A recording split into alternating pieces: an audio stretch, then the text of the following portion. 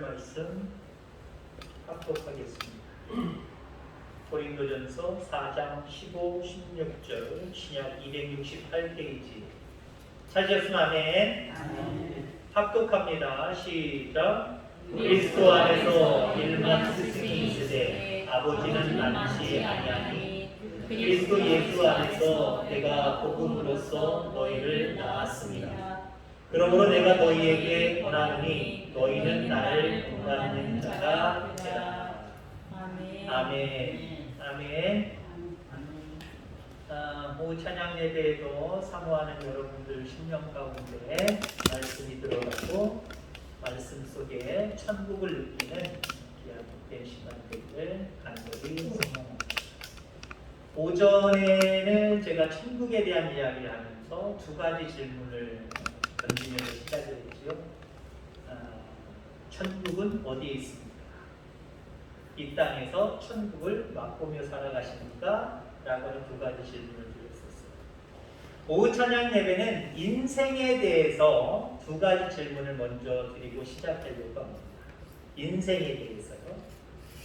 여러분들은 누구입니까? 여러분들은 잘 살고 있습니까? 이 두 가지 질문을 드리려고 합니다. 여러분들 대체 누구예요? 그럼 나는 누구다라고 분명히 자기 자신이 정의를 내릴 겁니다. 그러면 두 번째 질문은 그렇다고 한다면 잘 살고 있습니까? 자, 어떤 사람은 나는 누구인가? 나는 아빠지, 나는 엄마지라고 하시는 분들이 있어요. 그러면 그 질문에 대해서 두 번째 질문은 그럼 난 아빠로서, 엄마로서 잘 살고 있는가? 이 부분에 대한 질문을요, 늘 여러분들 던지면서 나름대로 점검하며 살아가야 됩니다. 특별히 나는 누구인가 라고 하는 모습 속에 우리가 빼놓을 수 없는 것, 나는 하나님의 자녀입니다. 하나님의 은혜를 믿고 살아가는 천국 백성입니다. 영적인 모습으로 나를 그렇게 아마 인식하고 소개할 겁니다. 그럼 두 번째 질문으로 넘어가봐요. 하나님의 자녀답게 살고 있습니까? 라고 하는 질문을 여러분 스스로에게 던지셔야 돼요. 자, 보통은 나는 누구인가? 라고 하는 질문에 영적인 대답으로서 나는 믿는 사람입니다. 나는 하나님의 사람입니다. 여기까지 대답하는 성도들은 상당히 많아요. 근데 두 번째 질문을 잘 던지질 않아요. 스스로에게. 그럼 내가 하나님의 자녀인데 하나님 자녀답게 정말 잘 살고 있나? 여기 관심이 별로 없는 것 같아요. 대부분의 모습이 그렇다는 거예요. 여러분들의 모습이 그렇다는 게 아니라 물론 여러분들의 모습이 대부분에 속해 있으면 여러분들도 그렇다는 이야기겠지만 어찌됐든 간에 많은 그리스도인들이 자기가 그리스도인인 건 알아요. 하나님이 나와 함께 하신다 그러면은 알아요. 그러면 함께 하시는 사람으로, 하나님이 함께 하시는 사람으로 나는 그리스도인으로 잘 살고 있나? 이 문제는 별로 생각 안 한다니까요. 그냥 생각 안 하고 자기가 잘 살고 있는 줄 착각해요. 나는 그리스도인으로 잘 살고 있어 라고 착각하며 살아가는 사람들이 상당히 많다는 거죠. 내가 잘 살고 있는지 잘 못 살고 있는지 이걸 판단할 수 있는 기준 중에 가장 정답에 가까운 것은요, 나처럼 살고 싶어하는 사람이 있는가 없는가를 살펴보면 돼요. 내가 이 땅에서 어떤 맡은 직분 그런 사람인데 그런 사람답게 내가 살아가면 세상 사람들 중에 누군가가 저 사람답게 나도 살아가야지 본받는 사람이 있을 거고요. 나는 하나님의 자녀야, 하나님의 사람이야, 하나님의 사람답게 살아가야지 하고 살아갈 때 내가 하나님의 사람답게 살아가면 반드시 누군가가 나도 저 사람처럼 저렇게 하나님 사람답게 살아야지 쫓아오는 사람, 따라오는 사람이 반드시 있다라고 합니다. 나 때문에 인생이 변하고, 나 때문에 꿈이 달라지고, 나 때문에 삶의 동력을 얻어서 그렇게 살아가는 사람이 있다라고 하는 것 대단히 중요하다라고 하는 거죠. 나 때문에 달라진 사람이 있다고 한다면 감사한 일이에요. 그게 우리가 인생을 살아가는 모습이어야 됩니다. 근데 나 때문에 뭐 도전을 받든지 나 때문에 변화된 사람이 없다라고 생각하면 내 인생에 내 신앙에 문제가 좀 있다라고 한번 판단해 볼 수 있길 바랍니다. 내가 잘 살느냐 못 살고 있느냐? 그러면 나를 본받고 싶어하는 사람이 있으면 잘 살고 있는 거고, 근데 나를 본받고 싶어하는 사람이 한 사람도 없다고 한다면 신앙인으로서 그냥 자연인 인생으로서 내 인생과 신앙을 제대로 살지 못하고 있다라고 하는 겁니다. 예수님은 공생의 3년 동안 당신의 꿈에 영향을 받아서 꿈이 달라지는 사람들을 얻기 위해서 사셨습니다. 그리고 당신의 가치관에 마음을 빼앗겨서 사람들도 자기가 가지고 있던, 예수님이 가지고 있던 그 가치관으로 바뀌기를 간절히 원하셨습니다. 당신의 삶의 스타일의 매력을 느껴서 그대로 따라하는 사람이 있기를 소망하시면서 그렇게 공생애를 사셨습니다. 그렇게 해서 얻은 사람이 바로 제자입니다. 12명밖에 안 돼요. 누군가 내 말씀의 변화를 받아서 정말 가치관이 변하겠지, 삶이 변하겠지, 꿈이 변하겠지, 나를 따라오겠지, 그런 모습으로 본을 보이시면서 사셨단 말이에요. 3년 동안. 그래서 따라온 사람이 더 많이 이야기할 수 있지만 죄송한 표현이면 고작 12사람밖에 없었어요.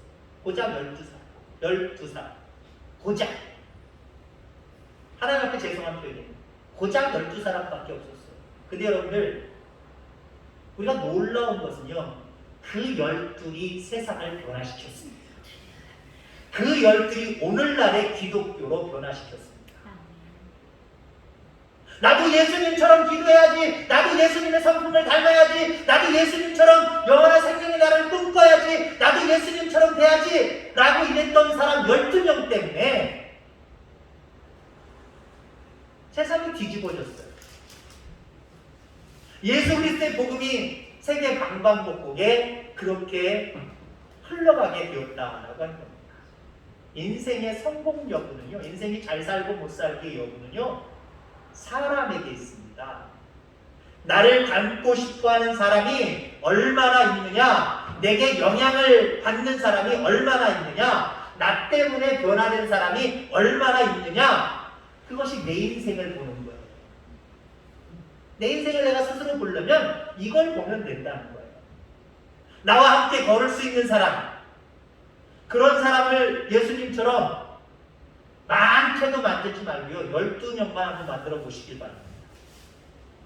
주변에 있는 많은 사람들 중에 일가친척도 괜찮아요. 어떤 사람이든지 이렇게 나를 따라올 만한 사람, 나의 신앙을 따라올 만한 사람 12명만 제발 만들어 놓고 주님 부름 받으시길 바랍니다.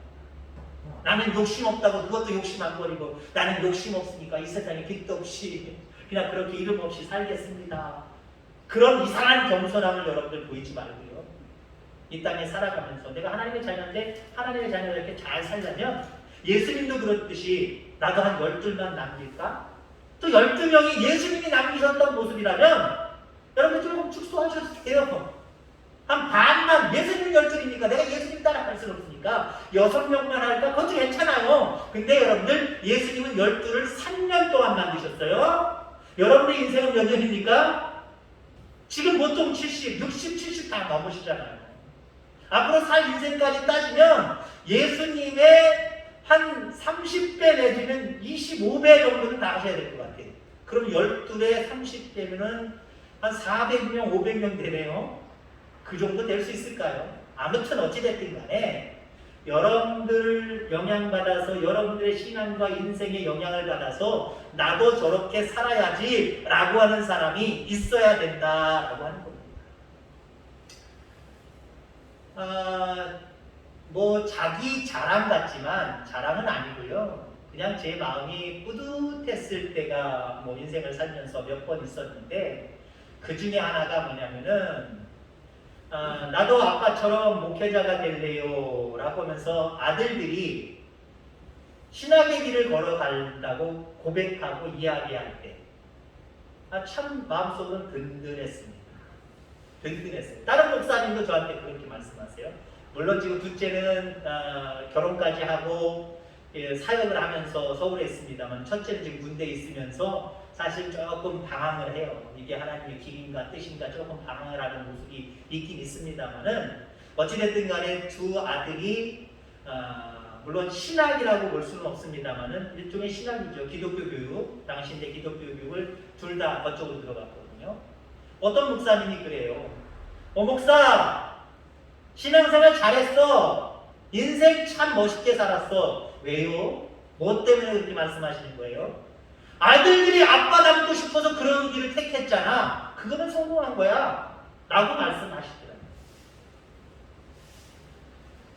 자, 그렇습니다. 자랑이라고 얘기하는 게 아니에요. 앞으로 인생이 어떻게 될지 모르니까 그 아들들이 어떻게 살아갈지 저는 잘 몰라요. 끝까지 살펴야 되고 하나님이 보실 때 좋은 평가를 받아야지 사람이 평가하고 아빠가 평가할 때 뭐 좋은 평가 필요 없어요.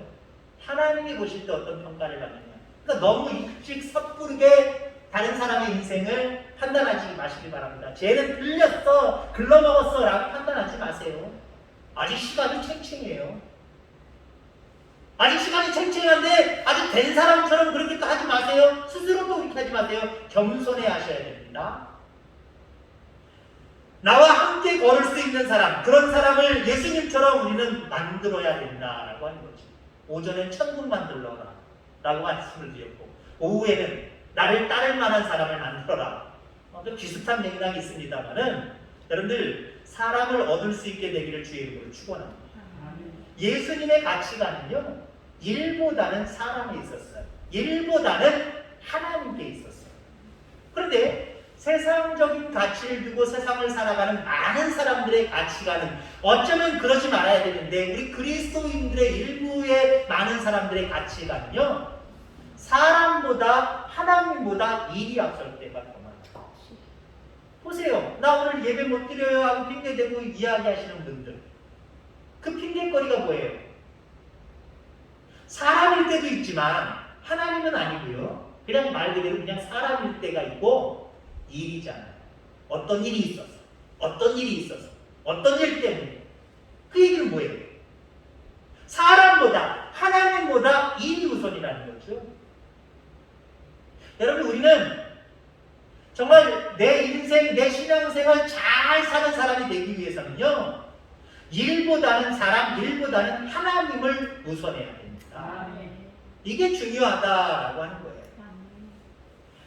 인생의 일들이 다 내 방식으로 하면 점점 더 무겁고 어려워집니다. 예수님의 방식으로 여러분 주님께 배워서 한번 해보시기 바랍니다. 그러면 어려운 일도 쉬워져요. 안 될 일도 되고요. 일을 일로 풀려고 하면 일이 잘 될 것 같지만 사실 안 됩니다. 일은 사람으로 풀어야 됩니다. 예수 안에 길이 있어요. 예수 안에 진리가 있어요.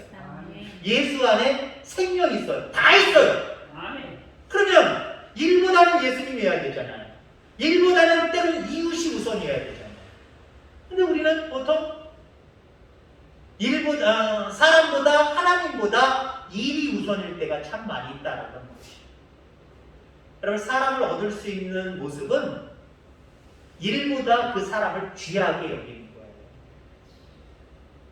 예를 들어보세요. 우리 친구 목사 4명이서 아주 다른 목사님들 많이 있습니다만 4명이 아주 단짝이 되어서 잘 지내는 목사님들이 있습니다. 서로 정말 격려하고 위로하고 그러는 사이예요. 87년도 처음 대학교 공부할 때부터 친했던 입학했던 친구들인데요. 교단은 3교단으로 나눠져 있습니다만 사람은 4사람이에요. 근데 그 중에 장로교 합동 측에서 천안에서 목회하는 친구는요. 목회 잘해요.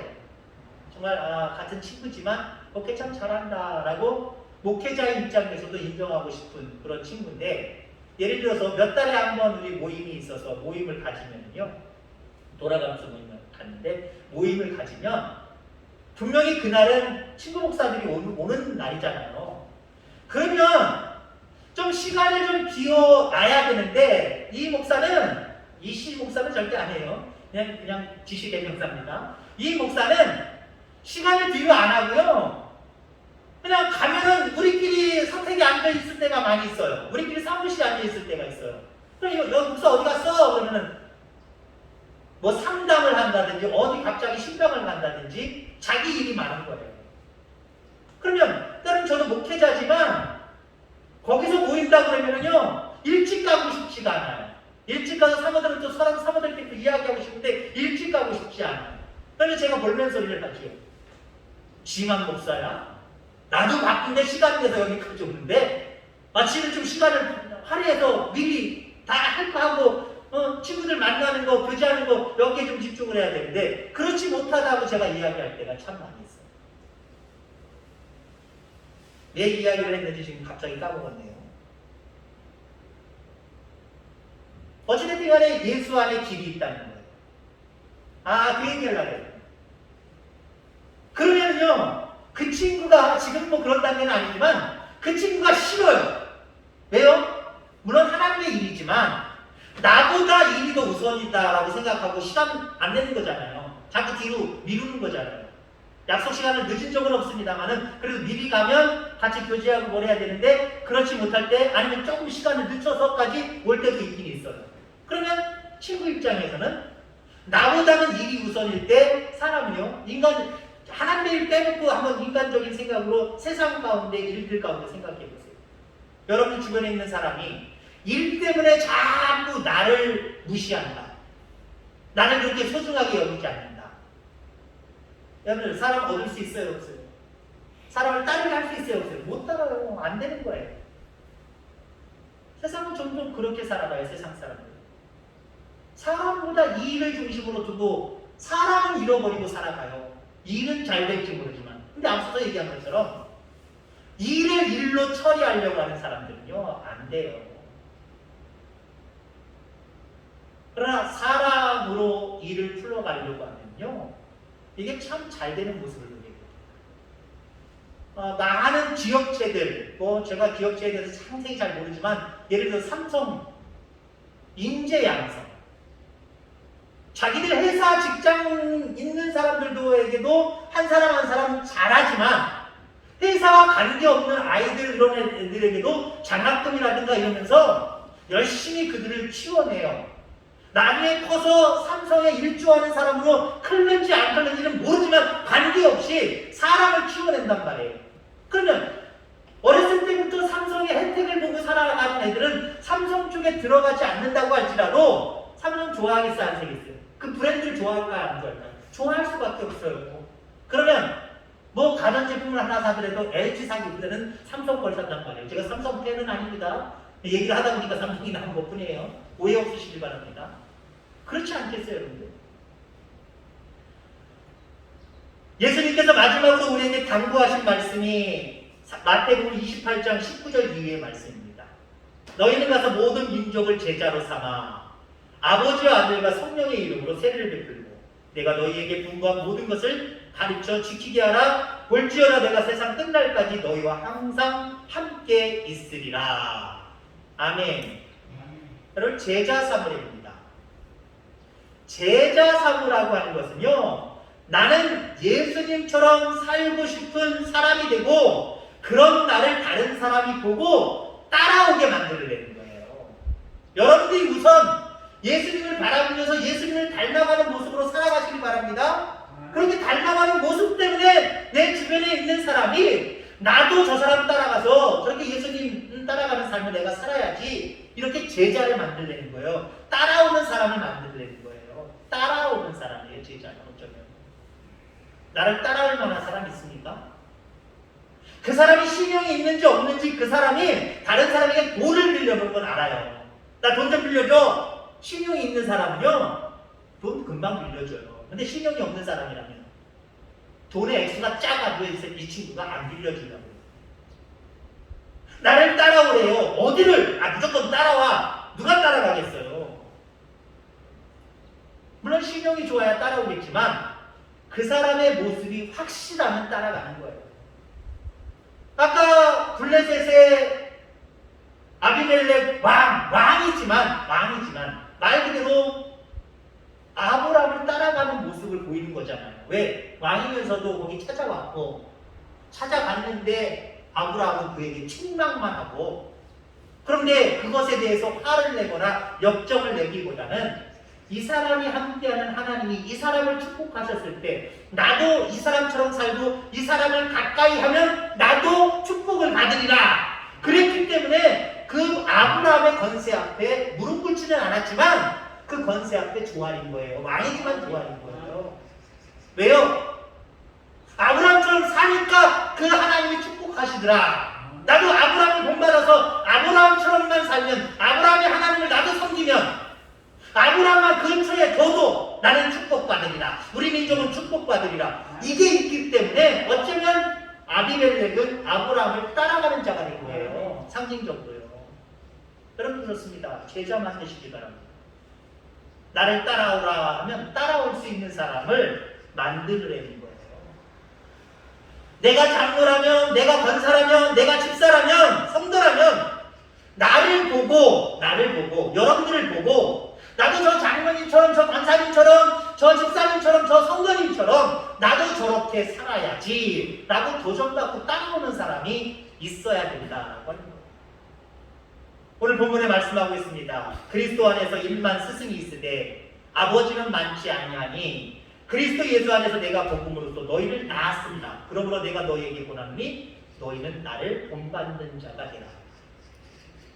1만 스승, 선생은 많지만 아버지는 없다는 거예요. 나는 이 땅에 살아가면서 아비의 모습으로 본을 보였다. 그래 너희들이 나를 따랐지. 너희도 아비의 심정을 가지라는 거예요. 그래서 제목이 아비의 꿈입니다. 나도 하나님 예수님처럼 세상의 많은 사람들에게 아비의 역할을 감당하는 사람 되게 하여 주옵소서. 여러분 이렇게 기도하게 되기를 간절히 바랍니다. 1만 스승보다 아비라는 얘기예요. 부등호식으로 얘기하면 1만 스승이 중요한 게 아니라 아비가 되는 게 중요하다는 거예요. 이 시대 여러분들 스승은 많습니다. 모든 사람이 다 가르치려고 해요. 조금만 알아도 누가 그 부분에 대해서 안 되면 그럼 이렇게 해야 돼, 저렇게 해야 돼, 그렇게 하면 안 되지, 이래야 되지. 모든 사람이 다 가르치려고만 해요. 교회 안에서도 다른 사람을 가르치려고 하는 경우들이 상당히 많이 있다라고 하는 거죠. 그러나 신앙은 스승이 가르치는 것이 아니라 아비가 심어주는 겁니다. 정말 신앙은요, 가르쳐서 되는 일이 아니에요. 아비의 심정을 가지고 아비가 되어서 삶의 본을 보이고 살아갈 때 자녀된 나중에 믿게 된 사람들에게 그 마음이 심겨지는 거예요. 그 신앙이 심겨지는 거예요. 그러니까 신앙은 교육으로만 되는 게 아닙니다. 신앙은 양육으로 되는 것이고요. 가르치는 것이 아니라 함께 살면서 보여주는 거예요. 함께 자고 먹고 동행하는 모습이 그래서 필요합니다. 예수님은 3년 동안 만약에 신앙이 가르치는 것이다 라고 하면 아침 9시에 모여 12시까지 내가 가르칠 거고 점심시간 1시간 가질 거고 그 다음에 1시부터 5시까지 모여 그때까지 가르치고 나 쉴 거야. 그렇게 딱딱 시간을 정해놓으셨어요? 가르치는 시간을 딱 구별해 놓으셨어요? 아니에요. 물론 가르치셨어요. 가르치셨는데 그들과 함께 동고동락을 했어요. 같이 잤고요. 같이 밥을 먹었고요. 같이 눈을 떴고요. 같이 어디든지 같이 갔고요. 늘 제자들을 데리고 다니셨어요. 그 이야기는 뭐예요? 옆에 두고 그때그때 상황들마다 예수님이 어떻게 하시는지 그걸 바라보면서 인생은 저렇게 사는 것이 잘 사는 거구나. 신앙생활은 저렇게 예수님처럼 저렇게 신앙생활해야 잘했구나. 예수님은 보여주셨어요. 물론 입술을 열어서 가르칠 때도 많이 있었지만 그게 전부가 아니에요. 더 많은 부분은요. 옆에 두고 같이 다니셨단 말이에요. 여러분들 이 세상에서 신앙생활하면서 이 교회 안에서 적어도 이 교회 안에서 여러분들 아비가 되길 바랍니다. 그럼 여러분들 많은 성도님들 데리고 다니셔야 돼요. 동고동락하셔야 돼요. 그러려면 어떻게 해야 돼요? 적어도 교회 안에 모임 가운데 늘 여기에 모이셔야죠. 가르치는 예배 시간, 이 예배 시간, 설교 시간에 맞춰도 그 위에 시간들이 또 많이 있잖아요. 결근하는 시간이기 때문에 난 가요! 하고 하는 성도들이 많아요. 근데요, 끝까지 남는 사람이 뭔가 배우는 거예요. 또 여러분들은 끝까지 남아서 뭔가 보여줄 수 있는 여러분들이 돼야 되기를 주의 이름으로 축원합니다. 뭔가 보여줘야 되지 않겠습니까? 장모님들은 안수 집사님들에게 나도 장모가 되려면 저 장모님처럼 저렇게 신앙생활 해야지. 저 사람 참 너무 좋은 사람이에요. 이런 뭔가 따라갈 만한 것들을 보여주며 배우는 거. 이건 목사가 가르쳐주는 게 아니에요. 목사가 못 가르쳐줘요. 흔히 우리가 보통 교회 부흥은 목사의 전적인 책임이다라고 하는 생각들이 알게 모르게 지배적인 교회들이 많아요. 그래서 교회 부흥이 일어나면 그건 조금 자기들 공로로도 물론 돌리긴 돌리지만 교회 부흥이 없을 때는 목사가 현천해서 그래요. 설교가 현천해서 그래요. 보통 이렇게 얘기합니다. 물론 설교의 측면도 대단히 큽니다. 교회 부흥에 있어서 설교, 목회자가 하는 설교 이거 대단히 측면이 크기도 해요. 근데 다는 아니에요. 50%? 글쎄요, 제 생각엔 50%도 안 돼요. 여러분들이 저와 동고동락하는 모습을 보여주셔야 돼요. 제가 뭐 특별한 게 있어서가 아니라 늘 그때마다 상황에 따라서 다르게 가르치잖아요, 여러분들. 설교 시간만 가르치는 것 같은 분은 여러분들이 그 가르침으로 나는 성장한다. 그 가르침으로 나는 잘한다. 아까도 얘기했지만 가르치는 것만으로는 사람이 안 돼요. 어른들도 늘 가르치려고 하는 어른들 있잖아요. 오히려 젊은 사람들 귀 닫아버려요. 왜요? 가르치려고 하면 닫아버린다니까요. 근데 가르치려고 하는 것이 아니라 삶을 통해서 보여주고 솔선수범하면요 오히려 몇 시간 가르친 것보다 그 한 번의 경험으로 더 확 깨져버려요. 그렇구나. 저렇게 사는구나. 저렇게 하는구나. 확 깨져버린다니까요. 자, 그래서 여러분들 교회를 가까이 하시기 바랍니다. 우리 하나님을 가까이 하시기 바랍니다. 정해진 시간, 자기가 원하는 시간만이 아니라 늘 교회에 모이기를 힘써야 돼요. 그래서 때로는 목회자, 때로는 여러분들의 직분보다 높다라고 하는 표현이 우습지만은 높은 그 직분자들을 바라보면서 때로는 낮은 직분자들을 바라보면서 배우세요. 저 사람은 성도임에도 불구하고 저렇게 행동하네, 저렇게 마음을 갖네, 저런 이야기를 하네, 참 좋은 이야기야, 좋은 행동이야, 좋은 삶이야. 본받아요. 서로 여기서 배우는 거예요. 그럴 때 교회는 부흥하게 되어 있어요. 가르치는 것만으로는 절대 부흥하지 않아요. 여러분 아비가 되시길 바랍니다. 스승이 되면 안 된다는 거죠. 신앙은 스승이 가르치는 것이 아니라 아비가 심어주는 거라고 말씀을 드렸습니다. 예수님은 스승이기보다는 아비셨어요. 그래서 3년을 제자들과 함께 먹고 자고 동거하면서 돌보셨습니다. 우리도 신앙 안에서 아비가 되어야 됩니다. 그리고 아비로서 꿈을 가져야 되는데 어떤 꿈이요? 예수님이 3년 동안 무슨 꿈 꾸면서 그들과 동고동락하신 거예요? 그들을 제자다운 제자, 하나님을 정말 생명을 걸고 증거할 수 있는 그런 사람들로 만들기 위해서 동고동락하신 거예요. 그냥 가르치시기만이 아니라 함께하면서 그 삶을 살아가도록 따라오도록 만들어 놓으셨다는 거죠. 이것이 여러분들의 꿈이 되기를 바랍니다. 그저 꿈 이야기하면 뭐가 잘되고 뭐가 잘되고 뭐가 형통하고 이런 것이 꿈이 아니에요. 정말 하나님이 기뻐하시는 꿈은요 여러분들이 예수님의 심정, 아비의 심정을 가지고 더 많은 영혼들을 생각하고 그들에게 본이 되는 삶을 살려고 할 때 이게 하나님이 기뻐하시는 꿈이 아닐까요? 애들한테 꿈 얘기하면은 옛날에 무조건 대통령, 장군, 과학자, 우주사 이런 거였잖아요. 그게 잘못됐다는 얘기가 아니에요. 그냥 일반적으로 꿈이 뭐냐라고 이야기하면 세상 사람들의 꿈과 그리스도인의 꿈이 다를 바가 별로 없다라고 하는 것이 사실이에요. 그럼 우리의 꿈은 달라야 돼요. 실질적으로 자녀의 꿈과 부모의 꿈은 달라요. 그죠? 자녀의 꿈은 집안 형편 생각하지도 않고 거머리처럼 달라고 하는 거머리는 어때요? 붙어가지고 계속 빨아먹고 토해내고 주는 게 하나도 없어요. 그래서 성경에 구약 성경에도 나오잖아. 다고 거머리 얘기하는 거거든요. 거머리는 계속 달라고만 하고 쭉쭉쭉 빨아먹기만 해요. 아이들 꿈 얘기해보세요. 바라고 소망하는 거 얘기해보세요. 무조건 달래는 거잖아요. 근데 그 아이가 뭔가 달라는 것이 아니라 뭔가 나누려고 하고 주려고 하는 그런 꿈을 가졌을 때 우리는 기특하다고 하잖아요. 어휴 기특하다. 철들었다라고 이야기하잖아요. 그거랑 같은 맥락으로 한번 생각해 보시기 바랍니다. 하나님이 여러분들에게 네 꿈이 무엇이냐라고 이 시간 질문한다면 어떤 꿈 이야기를 하실 거예요? 아이고 병 났으면 좋겠고요. 아이고 부자 됐으면 좋겠고요. 이 문제가 있는데 이 문제 해결되고 뚫리고 열리고 넓혀졌으면 좋겠고요. 어땠고요. 다 달라고 하는 그 꿈. 그건 아비의 꿈이 아니잖아요. 아비의 심정으로 하나님 앞에 기도하는 거 아니잖아요. 하나님 여러분들이 아비의 꿈을 꾸기를 원하십니다. 하나님, 내 아비는 하나님이십니다.